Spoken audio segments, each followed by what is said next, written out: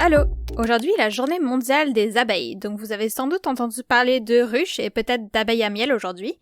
Lu des messages vous encourageant à donner pour l'établissement de ruches en ville, etc. Sauf que, en Amérique du Nord, les abeilles à miel sont une espèce invasive qui nuit aux abeilles dont on a vraiment besoin pour sauver la planète, et que les médias malheureusement semblent se focusser sur les mauvaises abeilles, biaisant l'avis du public. Le fait est que les abeilles à miel ont été importées en Amérique du Nord par les colons dès 1622.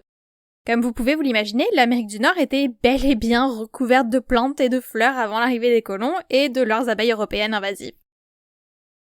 Aujourd'hui, les abeilles qu'on retrouve dans les ruches sont des menaces pour les écosystèmes, car on les fait se reproduire afin de les exploiter, créant ainsi une population abondante et stable, alors que les pollinisateurs sauvages et indigènes disparaissent. Elles ont pas de prédateurs, elles ont beaucoup de sources de nourriture et elles peuvent même monopoliser certaines sources de nourriture, ne laissant rien pour les autres abeilles. De plus, les maladies contractées par les abeilles à miel peuvent se transmettre à d'autres espèces, tuant de nombreux spécimens d'abeilles indigènes. Si l'on entend parler presque des abeilles à miel, il y a 20 000 autres espèces d'abeilles qui peuvent polliniser les 80% de plantes à fleurs qui ont besoin d'un insecte pour se polliniser. Elles sont souvent moins flashy que les abeilles à miel, avec des couleurs moins vives, pas de rayures ou encore une petite taille. Au-delà des abeilles, bien sûr, il y a d'autres insectes, le vent et même certains oiseaux qui peuvent polliniser les plantes.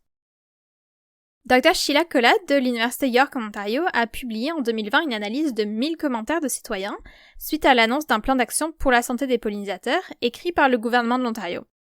Elle a montré que la population avait une compréhension très faible de la diversité des pollinisateurs et de leur rôle dans la pollinisation, indiquant dans une interview pour le Scientific American que le focus sur les abeilles à miel a détourné beaucoup de ressources qui devraient aller vers la protection des pollinisateurs sauvages.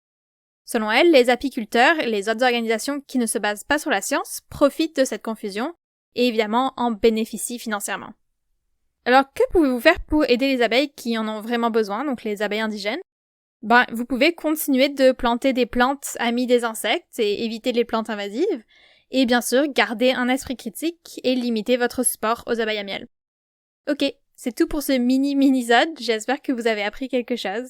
Ça m'énerve un petit peu de voir tous ces messages de sauvons les abeilles qui mentionnent juste les abeilles à miel, parce que c'est pas juste pour les autres abeilles, alors j'espère que ça a un peu changé votre avis. Ok, merci, bye bye! Bye!